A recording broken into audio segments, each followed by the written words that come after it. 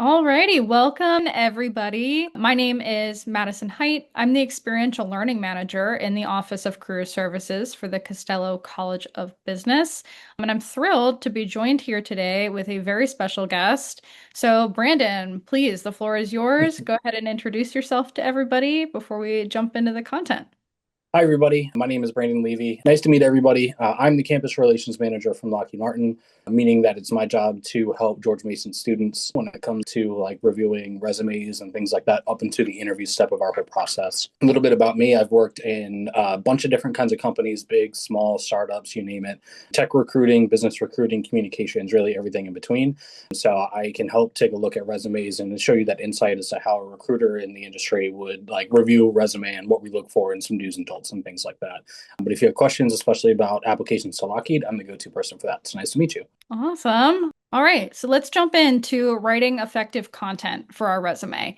Now, the first workshop in the resume series is Resume 101, and that's where we talk a lot about the basics and the formatting of the resume. But today, the focus will truly be on the what goes in it and how do I write it in a way that makes me the best candidate for what I'm applying for. So, although the focus of this workshop is the resume content, we will be doing a brief format review. We will talk about identifying keywords, writing the details, and then using AI as well as a resource for the resume. So, let's do a little format overview of how we want to include the content on the resume.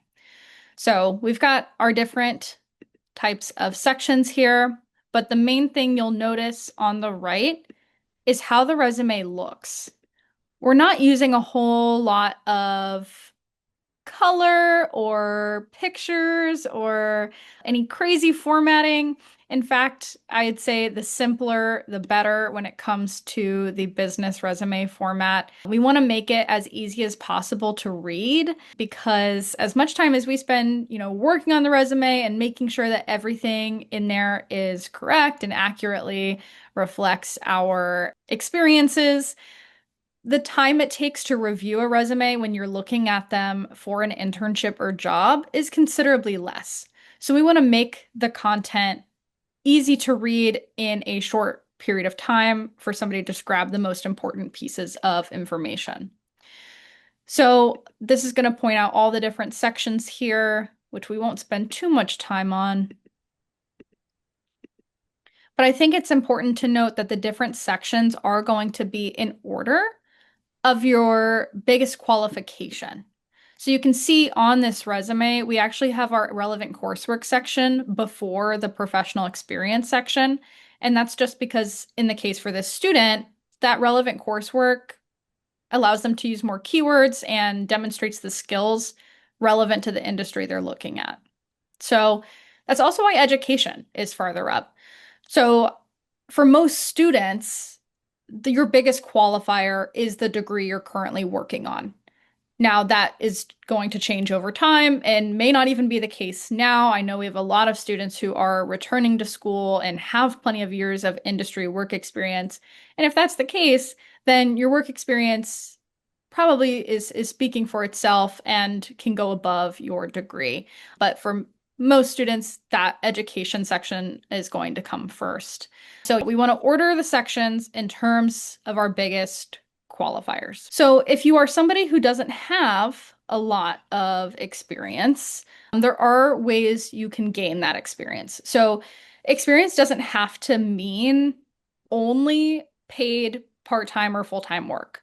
Experience can include things like internships, volunteer work, on-campus involvement or leadership positions, course projects that took you a full semester, job simulations via Forage, externships, micro internships via Parker Dewey, or certificates that you earn as well. Brandon, I'm curious if you have any sort of opinion on resume formatting in general, or if you have a preference on a certain resume format, but then also as somebody who primarily is dealing with early career professionals, do you encounter resumes that don't have a lot of work experience on them? And are people able to make them very well-rounded and robust by including some of these other things? Yeah, absolutely. So if you want to go back to the previous slide real quick. So that layout definitely preferred, as you mentioned, a couple reasons beyond just like, being easy to read and it's super simple, not confusing. Obviously, all the sections are really easy to identify.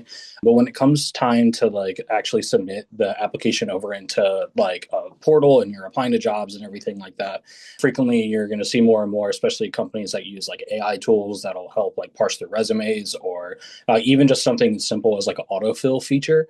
A format like this is a lot friendlier for those like document scanners that compared to anything with like colors and pictures and logos and things like that.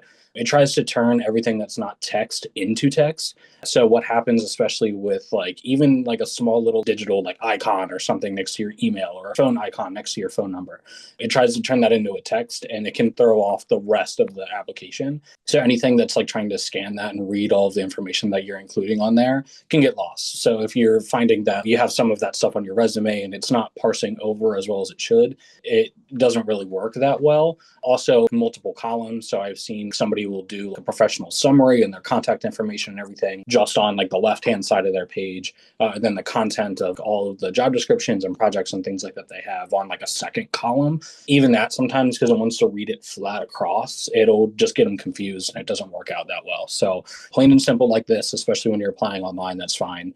Definitely what I'd recommend. So, like your points there and ordering everything, I am 100% in agreement with.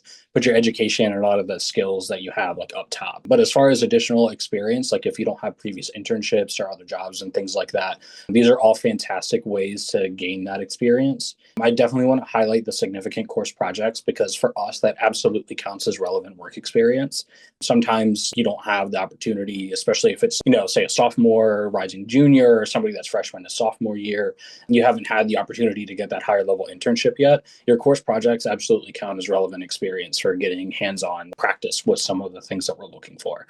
So definitely able to include some of that stuff. I want to encourage you there, but definitely get involved with some of those campus involvements, like the different clubs that you have at your disposal there at George Mason.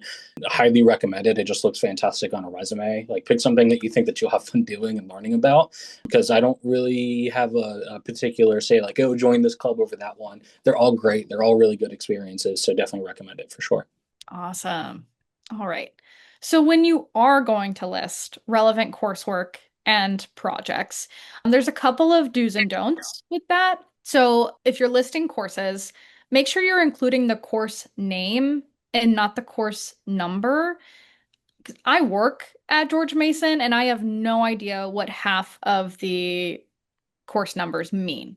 So if you're like, I have to include the course number because I want to, fine, but also include the course name because that tells whoever's reading it a lot more about what the class was about than just like the number. And you also don't want to just simply state like what the class was about. We don't really care. We want to know what can you do as a result of taking the class. So try and phrase your bullet points as accomplishment statements, which we'll talk about a little bit later.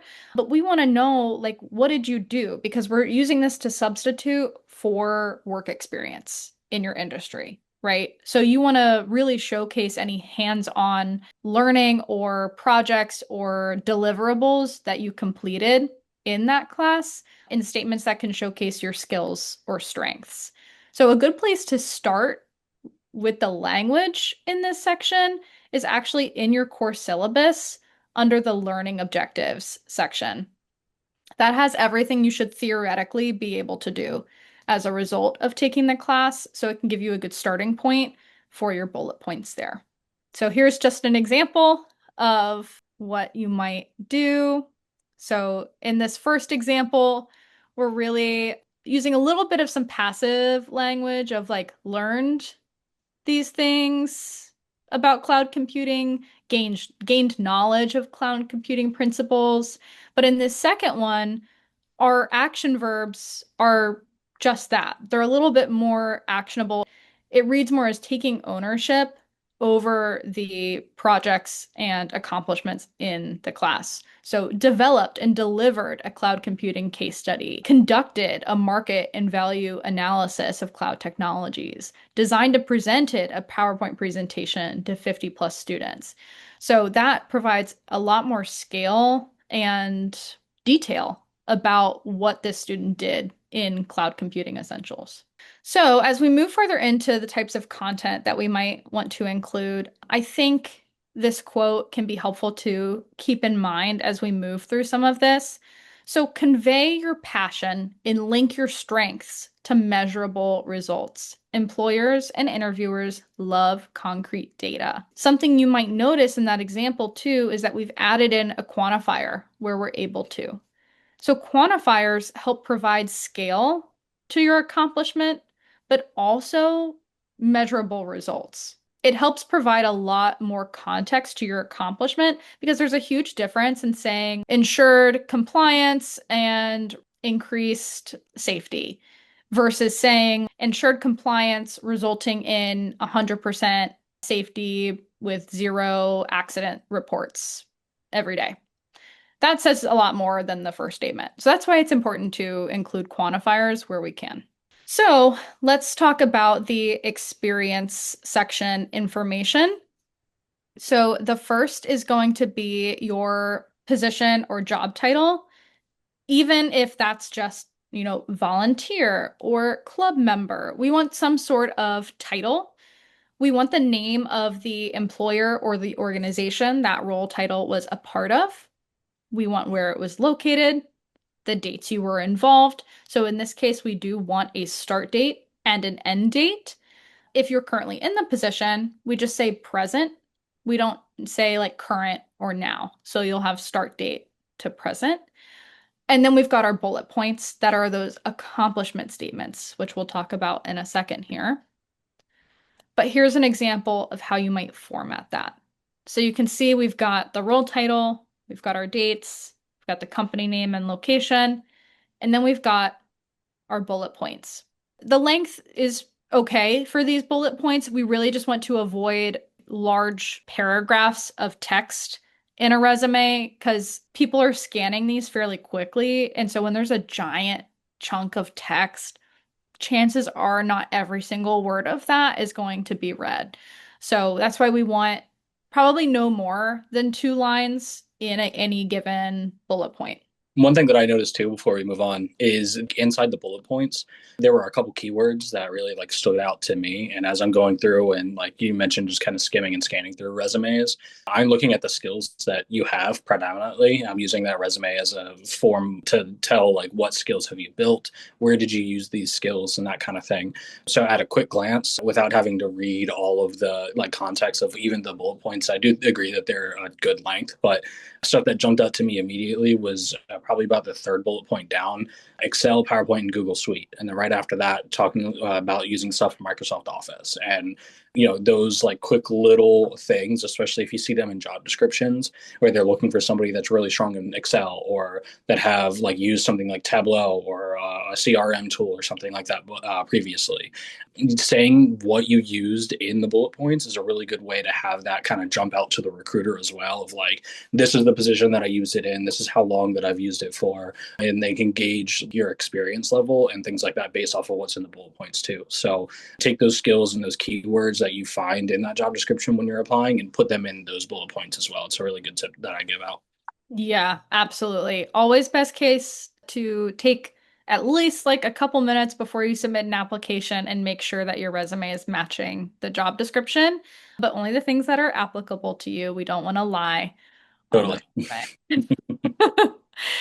So in our bullet points, we do want to avoid first person language. So this is like generally speaking for the entire resume that we're going to avoid any sort of personal pronoun use. So we're not going to say I, me, my, etc. We just keep it the way you see here in the examples. Instead of saying I provided project management for, we just say provided project management. Bullets should include relevant skills and qualifications and keywords from the job announcement.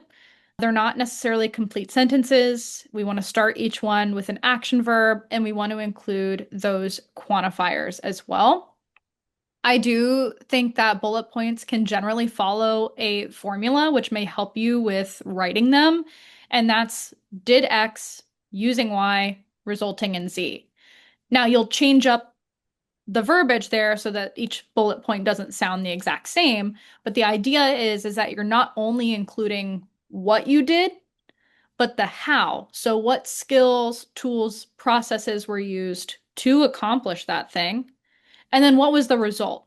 How did it impact the team, client, company, project? Why is what you did important? So that's why we've got that three-pronged approach to the bullet points. So I think as long as you're kind of starting off with that formula, you'll be heading in the right direction with the bullet point writing. So here's another example. The job duty statement is what somebody might start off with, waited on tables and served food. That unfortunately just does not tell us a lot of information. We need to rework it to make it applicable to the job we are applying to, because it's your job as the applicant to make it clear how your past experiences make you the right fit for the position you're applying for. So we can change waited on tables to serve food to utilize strong communication skills, excellent order recall, and multitasking while serving 300 plus people a day, achieving a 99% guest satisfaction score.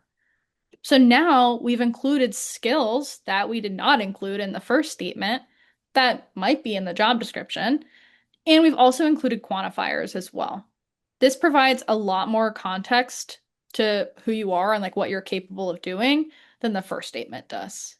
So, let's do some practice. Okay.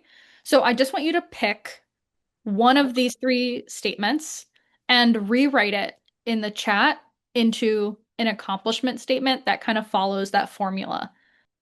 I'll go ahead and do an example as you guys are hopefully working on that. So for like the last one, instead of just saying managed cash transactions, I might say something like managed or completed 15 plus cash transactions totaling $5,000 daily with 100% accuracy. So that gives a little bit more scale as to like the amount of money that was handled and that you're able to do it without any mistakes. Okay, we've got maintain a positive and professional attitude while dealing with upset customers, helping create a better experience for them. Awesome. Yeah, I think that's awesome. We've included a result in there, which is great. I might also include something about using communication or conflict resolution skills to do that, but I think that's a great change. Ensured cleanliness of kitchen daily by maintaining a stocked and organized inventory, which resulted in a 15% production increase. That's awesome. I feel like you were able to reword that to focus more on maybe the supply chain skills focus in there. And we've also got a result in there, which is awesome. Kept kitchen clean and organized while restocking inventory to support smooth daily operations. Yes, awesome. So I feel like we've all got the adding on the result part down, which is great because I might argue that's one of the most important parts is your impact, right? So awesome. Good work, guys. Alrighty. We've got another small activity for you all here. So this one is going to be to describe yourself in an accomplishment format. So using an action verb, describe yourself today in an accomplishment bullet point format.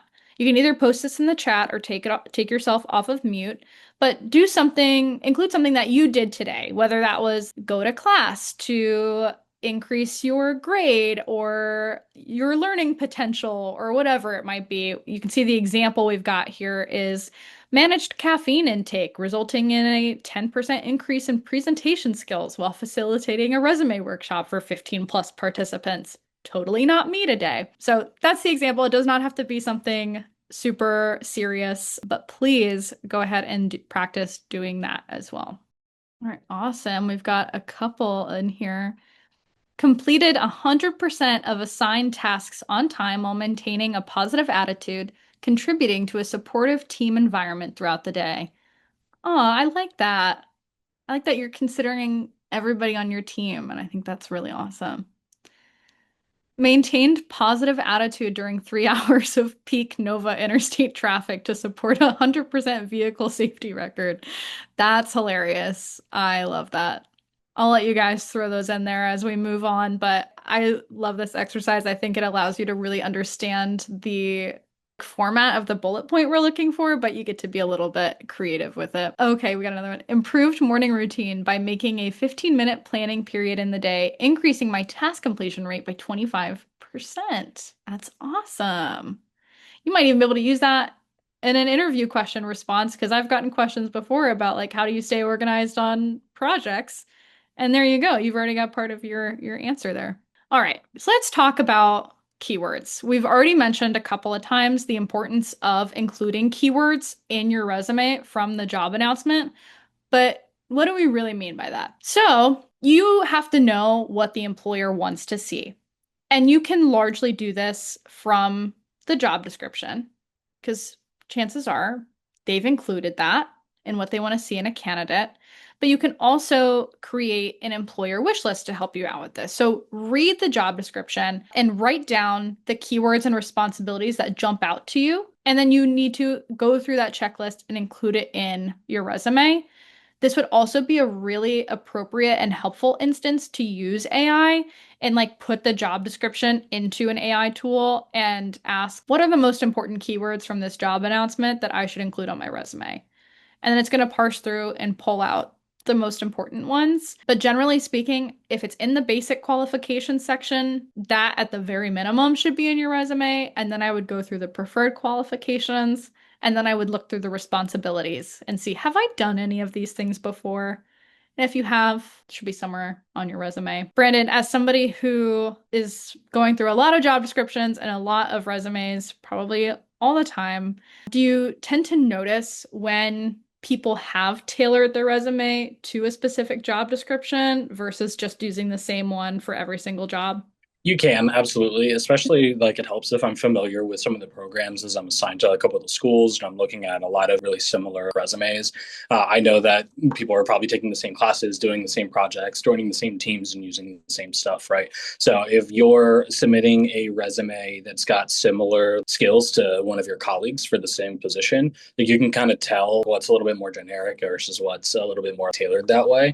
But the ones that are tailored absolutely stand out. It just makes it look stronger compared to everyone else as you're applying. So essentially, you're pairing your resume just against your competition. That's kind of what happens when we're screening all of these applications. And it's a matter of which one looks the best to this job. So that's really the best way to have your resume stand out is making sure that it's as tailored as possible, obviously without lying to some of your skills and everything clearly, but really making sure that it is as accurate to your skill set and it is as focused in on that job as specific as possible. Luckily for a lot of our roles, we're looking for really similar skills for a lot of the roles that we hire for. We just have a lot of volume. So you won't necessarily need to recreate the wheel every single time that you do it, but just taking that extra second to take a look and say, hey, all the skills that are listed in those sections that Madison had mentioned, is there anything glaring that it's a skill that I have that I didn't include? Just a quick little double check of a resume before you hit send can really change your odds if there's something that might be missing. So it is noticeable for sure. And it's absolutely a recommended method to applying to roles for sure. Absolutely. Alrighty. So, for the sake of time, we may come back to this. I want to make sure we can get through all the content. But if we don't get to it, this is going to be your homework, sorry. But I want you to find a job announcement and I want you can use an AI tool, go through and identify the keywords from the job announcement and then rewrite one of the bullet points on your resume to match one of the keywords from the job announcement. And don't copy and paste anything AI gives you directly onto your resume because you want to make sure it's accurate and that it sounds like you.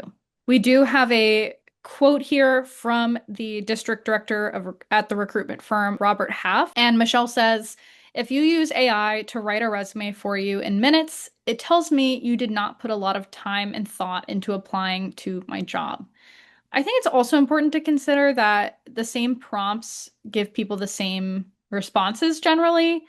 And you can start to tell when you're reviewing a lot of resumes and cover letters when people are using AI. With the job description, we just finished looking through applicants for a position in our office. And especially in the cover letter, I started to notice that suddenly everybody in the third paragraph of their cover letter was really impressed with the Costello College of Business's focus on experiential learning. And everybody was saying this like towards the third paragraph. And I was like, that's very interesting that we're all deciding to do that in the same exact spot. So I feel like you can absolutely tell. We all know at this point how ChatGPT and AI tools sound. So if you can identify it, the recruiter can also identify it. So, Brandon, I am curious actually if you have encountered any sort of AI generated resume or if any of them have been glaringly obvious AI Totally. product. Absolutely. You can definitely tell, just like you mentioned. Obviously, the stereotypical, AI response, there's always the hyphens in the middle of a sentence. They love that, which is funny because naturally I would write a lot of those as well. So I had to kind of change some of like Yeah. how I'm writing responses to stuff. I love that double dash on the keyboard and it makes it into the extra long one, which is real satisfying. So I do it all the time. So it's kind of funny that that was like a stereotypical tell of whenever AI is like writing an email or something like that, right? But no, you can absolutely tell for sure. And especially the trick is recruiters, including myself, will call you and ask you about stuff on your resume. You never know what you have in common with somebody or something that whoever's looking at your resume might have some experience with. So if I call you and you have something that's listed on there, it's like, hey, I used to do something really similar, and it's just this one little line on your resume, and I'm asking you about it, but that was something that AI made up and put in there for you, and you just didn't change it. Might not be a good look, right? So definitely noticeable, like you mentioned. Obviously, I recommend using your Gen AI tools as that alone. It's just a tool to help give you the framework and the structure. And so if you want a decent resume and you want it to help make something sound a little bit more professional or convey a certain idea a little bit clearer, take that as framework and just the general like base layer of your resume. But you should fill it out on your own. Essentially, you should really take the time to know like every line that's in there, not necessarily the point that you need to like repeat it back to me, but be comfortable to say like, hey, if anybody highlights like one specific like sentence on this resume, I'm very comfortable to talk about it. I can elaborate it in an interview and in a professional setting. That you just have that extra level of knowledge of what you're submitting to these different companies. That extra care goes a long way. 100%. And I am with you on the M dashes. They took my M dashes away from me. Just another quote here in case we need to hammer it home a little bit more. The biggest red flag hiring managers look for in job candidates is an AI generated resume, according to new research from Resume Genius. So, as you're working on your resume, I think it's important to remember that there is no perfect template that's going to like get you the job. And in fact, don't use a template. Don't go into Canva. Don't use the ones in Word. Just type directly onto the Word document. It is a living document. You have to update it for every position. Like we said, we want it tailored to the job description. We need to incorporate keywords. Even if you're currently working in a position, be updating it because you don't want to get to the point where you suddenly are looking for a new job and you're like, what have I done the last 3 years of my life? I don't know. So you have to continuously update it so that it's ready for you whenever you need it. Keep your language and formatting concise. As we said, unfortunately, we're not looking at it for very long, so you want to make it really easy to scan and pull the most important pieces of information. We want to provide quantifiers. And when in doubt, you can ask yourself, is this relevant? How did this help my employer? What was the result? And what transferable skills did I gain? I think this is especially helpful when you're writing the bullet points for each of your experiences. And what some people will do is create a master resume that can be as many pages as you need it to be, and you just include everything. Every class you think would be helpful, every job you've had, everything, it goes on there. And then when you go to apply to something, you just copy and paste over into a new doc the most relevant pieces of information for that specific job. Something else people will do is if you are somebody who's interested in several different industries, let's say I'm a management student and I'm interested in exploring consulting. I'm interested in exploring HR and I'm interested in sales. I'm going to create a separate resume for each of those categories because I may want to emphasize different skills for each of those different job functions. And that way, when I do go to apply for something, I'm not having to do a complete overhaul of my resume every single time. So let's talk a little bit about ATS. A lot of things we've talked about in this workshop are to help you with applicant tracking systems. But I think it's also important to note that applicant tracking systems aren't new. They've been around, they're just getting more advanced. So, as all things do, all technology gets more advanced. But some of the things it might do are text parsing, so pulling different sections of your resume out and identifying in each of those sections, do you have a bachelor's degree? Do you have experience in this specific skill? It might scan the job description and scan your resume and see if you match any important keywords. And it can also rank candidates based on matching just to help hiring managers with large numbers of applicants. But generally speaking, an ATS is a system that employers use to keep track of the people that have applied for any given job. So even for positions at George Mason, there is technically an applicant tracking system. Does it do a lot of fancy things? No, but it's where I can go in and look at each of the different candidates, pull up their information, pull up their resume and their cover letter. But using things like that standard formatting, including keywords from the job description and avoiding any sort of little graphics like Brandon mentioned or pictures or things like that can help you get through that because you don't want to work so hard on this resume and then not actually have any of the text and information you've included in there get parsed out by the ATS. So as you're using AI to help you, to assist you with your resume, not write it for you, don't copy and paste AI responses. Like I said, you want to make sure that you examine it for accuracy. Don't input your personal private information in there and avoid plagiarism. Like I said, AI tools are giving generally the same responses to the same prompts, so things do start to sound the same. So just change it, please, and just use it for help. Explore using some of these prompts to help you out. So the one that we talked about earlier, what are the keywords from this job announcement? I should mention in my resume. Help me incorporate the keywords from the job posting into my resume. What's an example of a professional summary I could use to appeal to employers? How can I better quantify the achievements on my resume? So that's where you're only putting in your resume and asking like, where can I quantify things? And you can use AI tools to help compare your resume to a job announcement as well. So like you can upload your resume, paste the job description and say, give me a match score based on this resume and this job description. And it can help you come up with ways to improve that. You do have access to a platform that can help you do that. It's called Costello Career AI, and you can scan that QR code to request access. We do have to manually upload students into the system, so you can't just go sign up. But in the platform, you see that top section, the perfect your resume.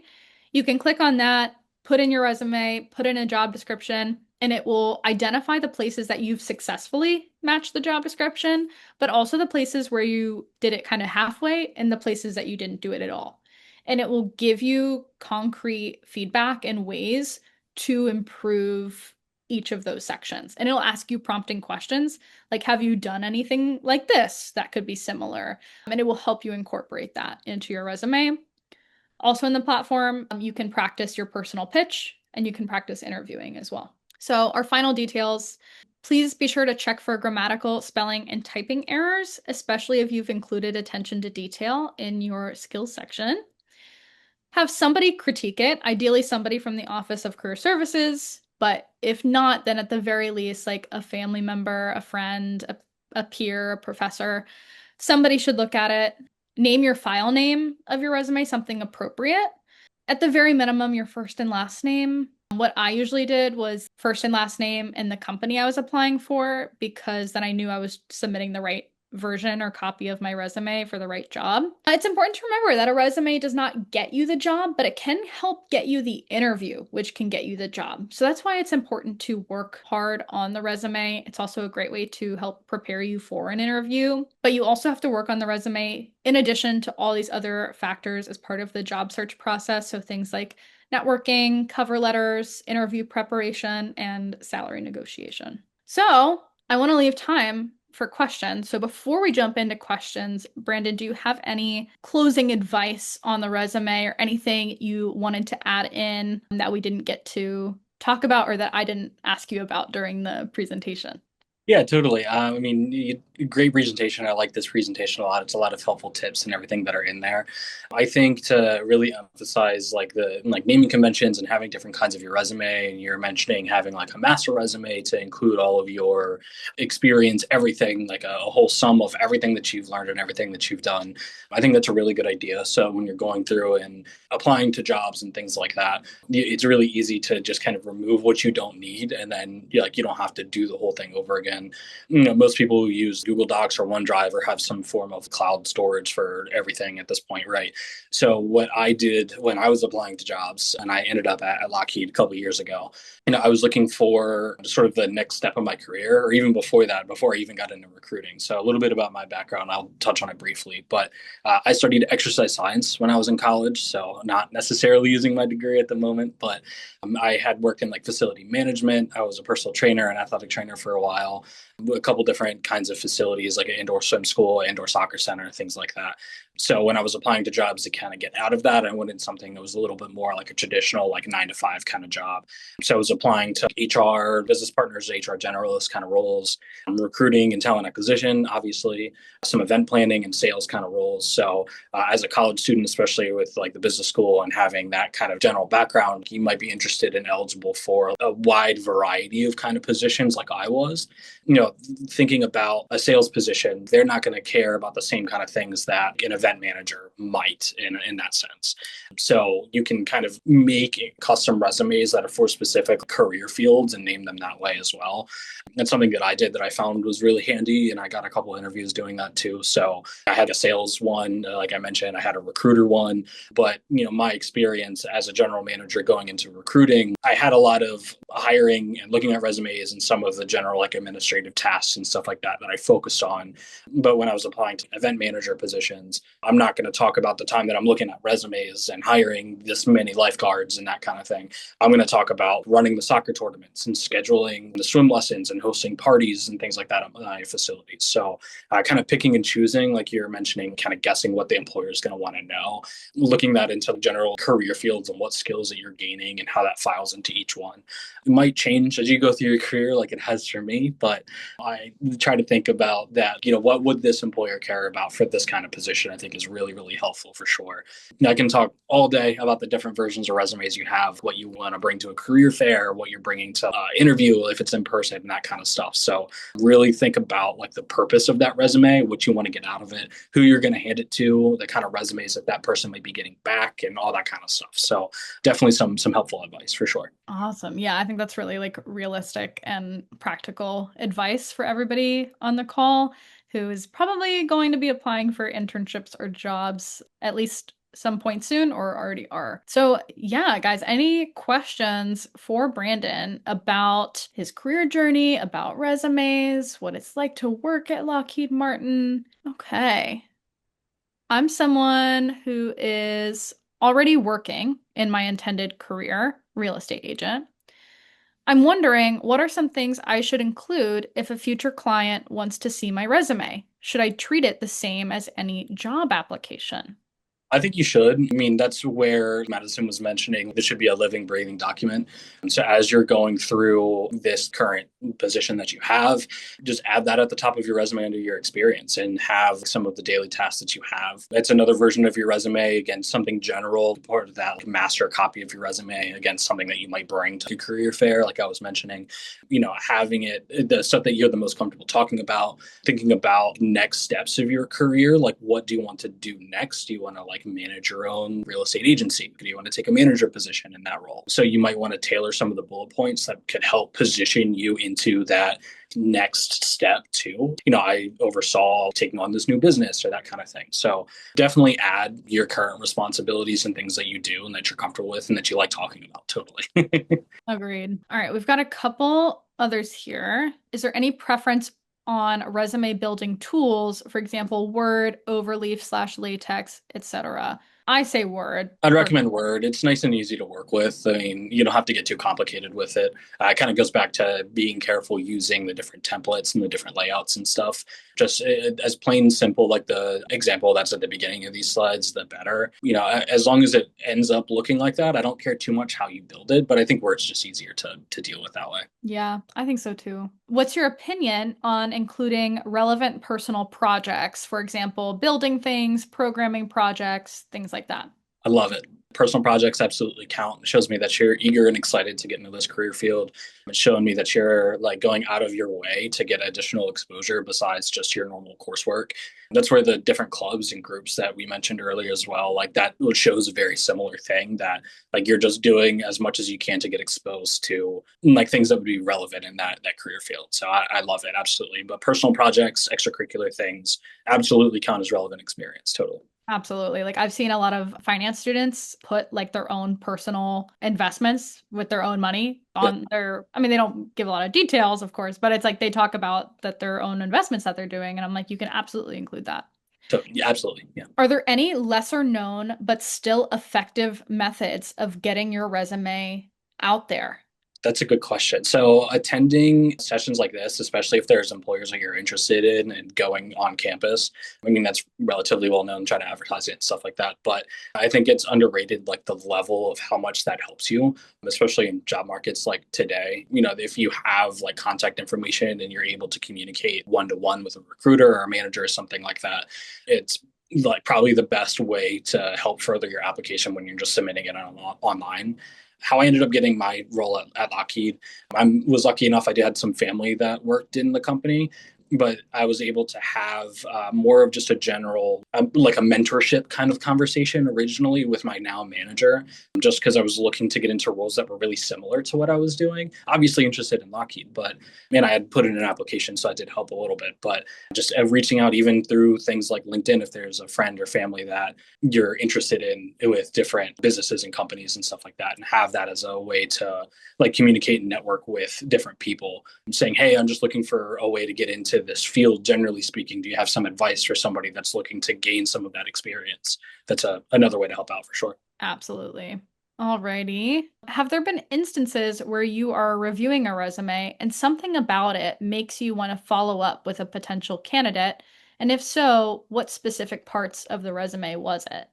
Yeah, so a lot of that extracurricular experience for sure. I mean, I think that really does stand out compared to others. Like if you have a lot of like those extracurricular projects and like personal projects and things that you've done outside of your normal coursework, it really does stand out.